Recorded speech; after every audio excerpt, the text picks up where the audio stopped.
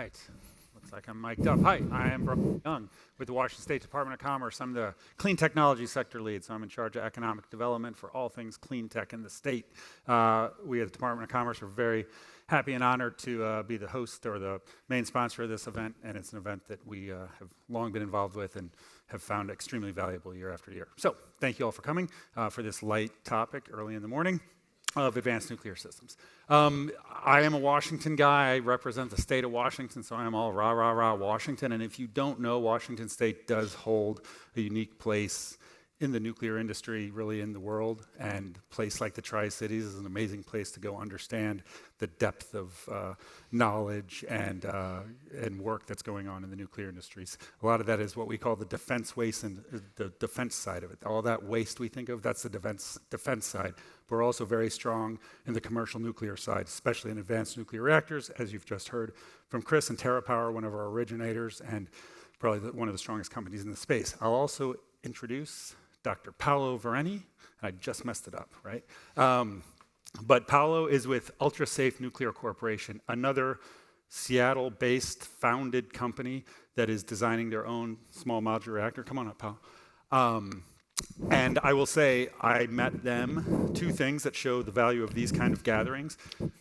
When I took this job 10 years ago, I met the founders of UltraSafe Nuclear Corporation at the Japanese consulate's house up in Queen Anne, at a similar type event, bringing companies together from Japan, in this case, in the US. And I met the founder of these two founders of this company. They came up to me and said, oh, we're starting, or we have started a company, and we're going to make small modular reactors. I'd just come out from working in Hanford for the last 5 years. I had an inkling of understanding how difficult the world of nuclear is, so I was like, that's awesome, like that you're going to start a nuclear company. That's really good. I hope you're successful. 2 months ago, I was back in Tokyo with one of their executives sitting in the Ministry of Energy, Trade and Industry in Tokyo with UltraSafe Nuclear Corporation. I think they now have 300 employees. They have operations all over the world, and they started up a small modular reactor company. So that is innovation, and that's the power of bringing people from different countries and different businesses together to do this kind of work. So I will stop talking about that, and I will start with a little fireside chat. We got about 20 minutes, a little bit time for Q&A at the end, hopefully. So I am going to start. We just heard a lot about TerraPower. So I'm going to ask Dr. Venneri, see, gotta get the accent. Dr. Venneri, who is the Executive Vice President of Advanced Technologies at UltraSafe Nuclear Corporation. And Paolo, I want you to tell the audience a little bit about what you're doing, why you're a little bit different. And I think the main thing I get asked about when your company comes up, UltraSafe, is what makes it UltraSafe. Oh, thank you for having us here. So for those who don't know about UltraSafe Nuclear, we were founded back in 2011 when our founder, my father, Francesco Venneri, had just finished telling everybody he knew that Fukushima was not going to be a problem, myself included. At the time, I was actually living in China, so it was very pertinent at the time. And of course, as everybody knows, Fukushima ended up with becoming a nuclear accident. And so at the time, he concluded that this really shouldn't be happening, right? Nuclear technology, materials development has progressed to the point where these type of things should not be in the news. They should not be an occurrence. And so he decided to found a company around a key technology around the nuclear fuel itself. If you look at it, a nuclear accident always happens as a result of a failure in the nuclear fuel. All the safety systems that you add onto it, the design of the plant is all really designed to ensure that in the case of any accident or any eventuality, nuclear fission products aren't released into the environment. All of the protective pressure vessels, the large domes, the additional safety systems, it's all to prevent that eventuality. So what UltraSafe does is that we design what we believe the highest performance and safe nuclear fuel ever developed to date. Now, we didn't do it in the last 5, 6, 10 years. It's a result of decades of work in the US Department of Energy and around the world. And we have been taking that technology and commercialized it. Where at the core of what UltraSafe does today is the manufacturing of this advanced nuclear fuel. or known as fully ceramic microencapsulated fuel. We then take that fuel, and then we are developing and deploying nuclear reactors designed around it to really take advantage of the intrinsic safety characteristics of that fuel. Our first deployments of that include the micro-modular reactor. This is a reactor that is about 45 megawatts thermal. To give you a little bit of sense of scale, if you then convert that into electricity, that's about 15 megawatts electric, depending on how you do your energy conversion. That's enough for a small mine or a factory. Now, the beauty of these first micro-modular reactors is that they're really versatile in their deployment. They produce heat. That means you can use it for industrial heat processes, such as steel manufacturing, glass manufacturing, ammonia production, the whole shebang. And then on top of that, you can also produce electricity, so that you have a fully self-contained system. This really allows the customer bases for these types of reactors to be very broad in scope, really allowing us to address that decarbonization issue, not just in very single specific industries, but across the entire spectrum. Now, another aspect that makes ultra-safe nuclear unique is also the philosophy that we have taken in terms of the reactors that we design. Historically, nuclear reactors, in order to achieve the economics to make them a viable business case, look at deploying economies of scale. So you build these giant reactor systems, gigawatt scale plants, and then the cost of electricity is in the cents per kilowatt hours. We instead of taking that approach, we decided to go with the economies of mass production, right? That way you defray the costs of the factories in which you build these reactors across thousands of them rather than in single large construction projects. The idea here is that in manufacturing these reactors in a factory, you're able to apply a level of quality control that you aren't able to do with existing reactor systems, right? You're able to build everything in a controlled environment, quality controlled, and then assemble on site, similar to how many industrial plants are assembled today. Now, we don't stop there. We take our high performance fuel and then we also innovate towards the future. Earlier they brought up Blue Origin. We actually have a long-standing collaboration with Blue Origin in development of space nuclear systems, and we work closely with NASA. And there it's an example of what we talk about innovating for the future to improve what we do today, and then vice versa. So we are deploying and developing infrastructure for these advanced reactors to be able to commercialize them in a cost-effective manner. That same infrastructure allows us to develop these advanced systems for the future. And then that technology we develop there then improves our systems here today. That's great. That's good. That's amazing. Thank you very much. Yeah. And obviously, these are the kind of solutions we need to address many of the problems that, Chris, you spoke about. I'll kick it back over to Chris. And one of the things with nuclear that has long been a problem is that time to commercialization, especially in light of regulatory requirements or restrictions. It seems like the technology we've known about for a long time. So maybe you could talk a little bit about why it should be and could be a quicker regulatory path to commercialization of some of these reactors, these new reactors. Yeah, Brian, I think this schedule predictability, cost predictability have been an issue for nuclear in the free world for the last several decades. And in fact, it's really hard to think of a nuclear project, except for the recent projects in the United Arab Emirates that have really done well outside of Russia and China. But if you, in fact, look at the centrally planned economies in Russia and China, they're massively expanding their nuclear fleets. So none of us in the US or Europe aspire to live in those systems, all right? And the question then becomes, well, how do we do it? And I think if you look at our project with the Department of Energy, it's being done with a public-private partnership. So that's a innovative company teaming up with the US Department of Energy. Again, it's not a state-owned company, it's a public-private partnership. I think that's gonna make a big difference, having an innovative company plus the US government who has the regulatory wherewithal and the financial wherewithal to back the investment. That's the way to go. Again here though, and Paolo was alluding to some of this, technology change is necessary too. the large, old-fashioned light water reactors have huge quantities of steel, concrete, per megawatt generated, which isn't a great sustainability story on its own. These newer reactors, both of our reactors are going to have a place in the future, as will others. These Generation 4 reactors are going to be much more efficient in how they use the fuel because they're designed with advanced computer modeling. But their quantities of steel, concrete, the miles of pipe, the miles of cable that need to be laid in constructing the plant are far, far reduced. So if you look at the total labor hours and the total quantities for the Natrium plant, they're much more comparable to a combined cycle plant than the older nuclear plants. So I think it's really about a combination of technology changes and honestly the government commitment that we'll need, because this is an international competition. The US government is very focused on seeing Europe remain energy independent of Russia, and that's why the Department of Energy is really, really cheering us on. Excellent.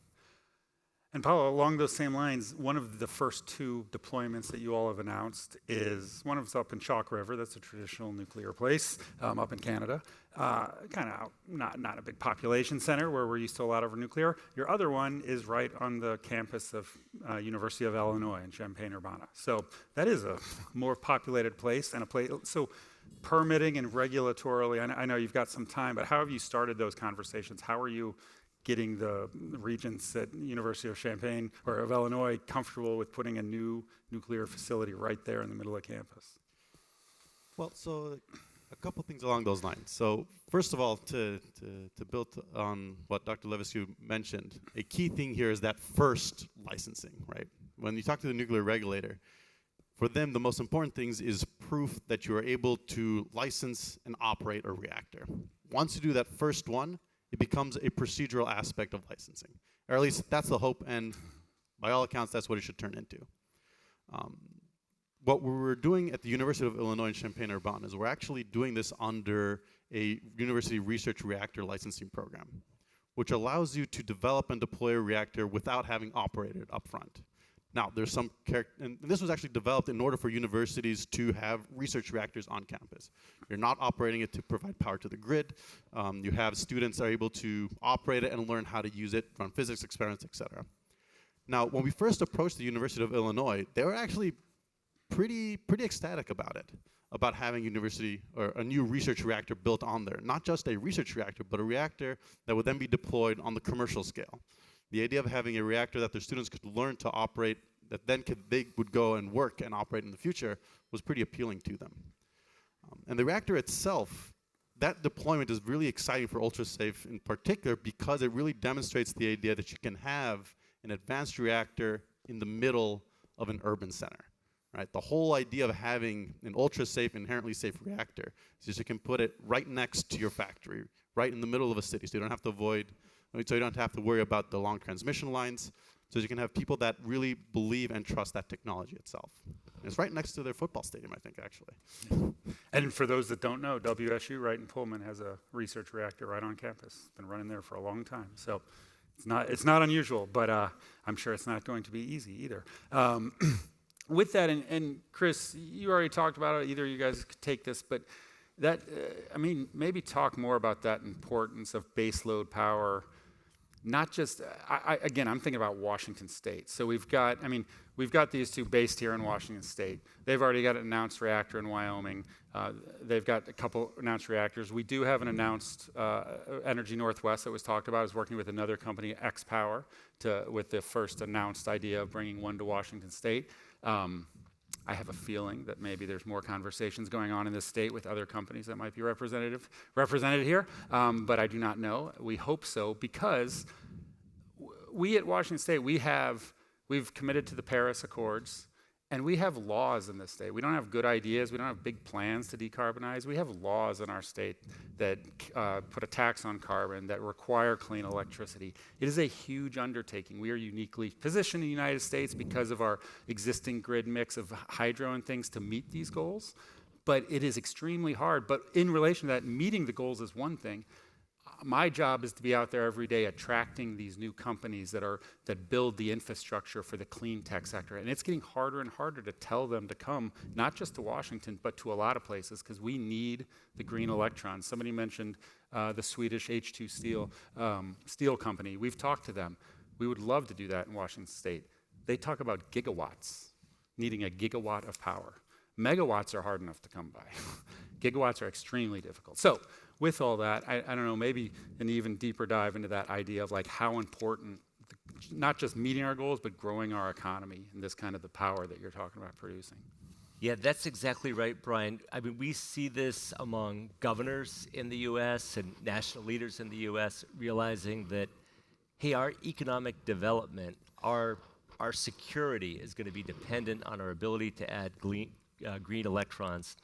So we see this at a state level where, again, in the last 30 years or so, demand growth for electricity has been kind of flat, 2 or 3%. But now with electric vehicles and with the data center demands, the demand growth is going to increase sharply.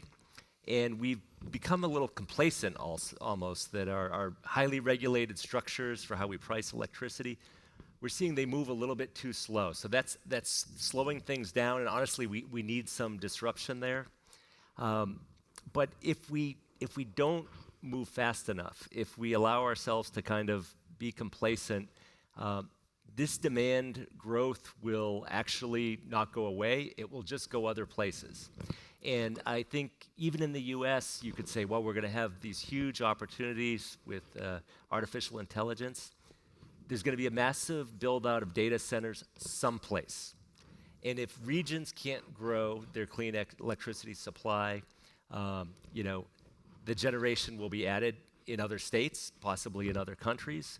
And that's not good for energy security. It's not good for data security either to have that going on. So there's really a growing awareness of this year. And we have state and federal leaders reaching out to us all the time saying, how can you go faster? And Paolo, anything else in that area? I mean, I don't know, like the kind of companies you talk to. I know you guys probably talk to companies about putting your facilities behind what we'd call behind the meter, like specific to powering some of these. We've got hydrogen was the topic yesterday. Washington State also has a big hydrogen hub.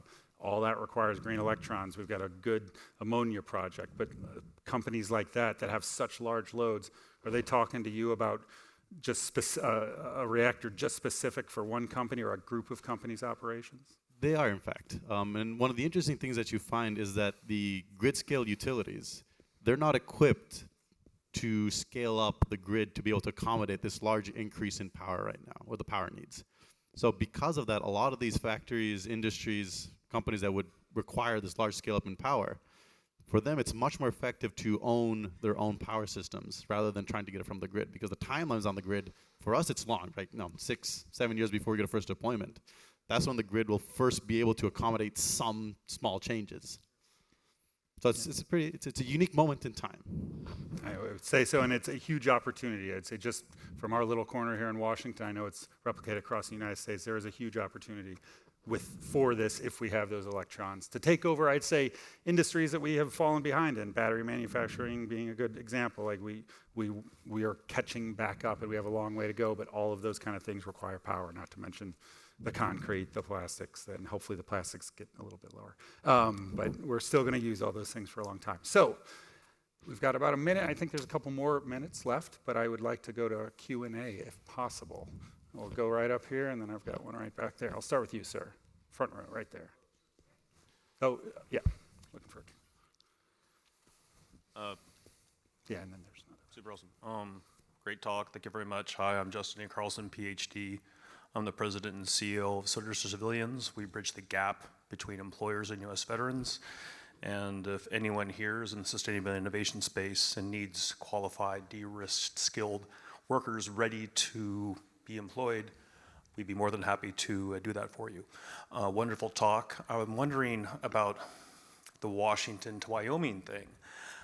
Were there spaces here in Washington that you explored, and what was the deciding factor to move to Wyoming? And it's very smart to use a coal plant that's already there, infrastructure is already built.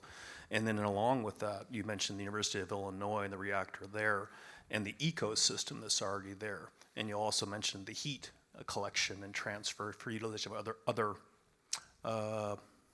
industries. So creating an ecosystem around a local power source. I could ask more questions, but we can start with that. Well, if I could start, first, thanks for your service and your work with veterans. I'm a veteran. I learned about nuclear energy training on submarines, and yeah, we have so many veterans at TerraPower in positions all throughout the company, which we're grateful for. So at the time that we won the $2 billion grant from the U.S. Department of Energy, we had a list of possible sites in Idaho, in Washington, and in Wyoming, all great candidate sites.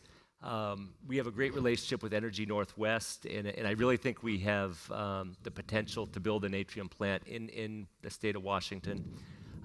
But the fact was there were retiring coal plants in Wyoming. Wyoming's been powering. Wyoming's kind of like the West Virginia of the West. They've been powering.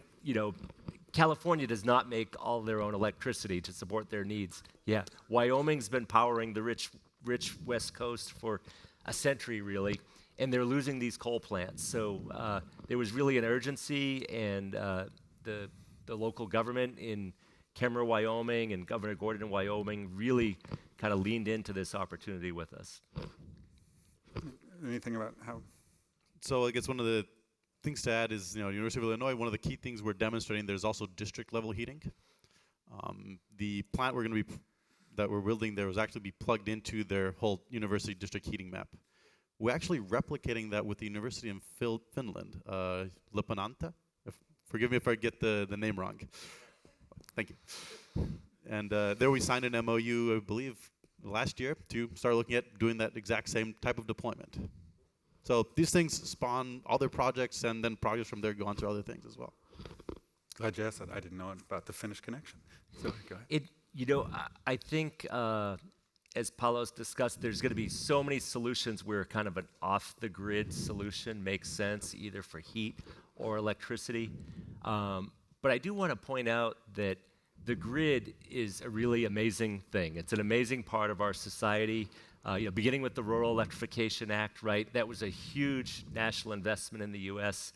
And especially when you see this huge data center demand and big dollars coming, you have to, in the forefront of your mind, always think about how are we going to protect the grid, how are we going to power hospitals, how are we going to power homes. So that needs to be in the forefront of our mind as we grow this system. I would agree. If you come away from anything besides how great advanced nuclear opportunities are, the grid, and again, Washington State, Pacific Northwest National Laboratory, smart grid modernization. We lead the nation. Most of it has early studies have gone on out here, so it's happening here, and it's very important. I think we had one more right there. Let's try to get to that. I'm Jay Bruns, the president of the board of trustees for the National Nordic Museum, so I want to thank you for coming to share your expertise today. For the last 20 years, I've been mostly in the U.S. insurance industry, and I know that for nuclear, we've got the Price-Anderson Act, which basically lays off the liability for any problems to the U.S. government. And I'm just curious with TerraPower and with the other company, do you rely on Price-Anderson, or with your public-private partnership, do you need, is that coming into the private U.S. insurance market? Yes, so you're right about the Price-Anderson Act. That's what establishes a nuclear liability regime in the U.S. And that's protection for operators, so not necessarily for technology developers, but that's protection for the people who will own and operate the plant down the road. Price-Anderson Act was just extended for decades, I believe something like 40 years, which shows kind of the national commitment to nuclear energy. And I expect any nuclear project I'm aware of to rely on eventual Price-Anderson support. And with that, sorry, I think we're getting the hook. Yeah. So, thank you very much. Can't take any more questions, but I think we'll all be around. Please come talk to us afterwards. Thank you. Thanks, Brian. Thanks.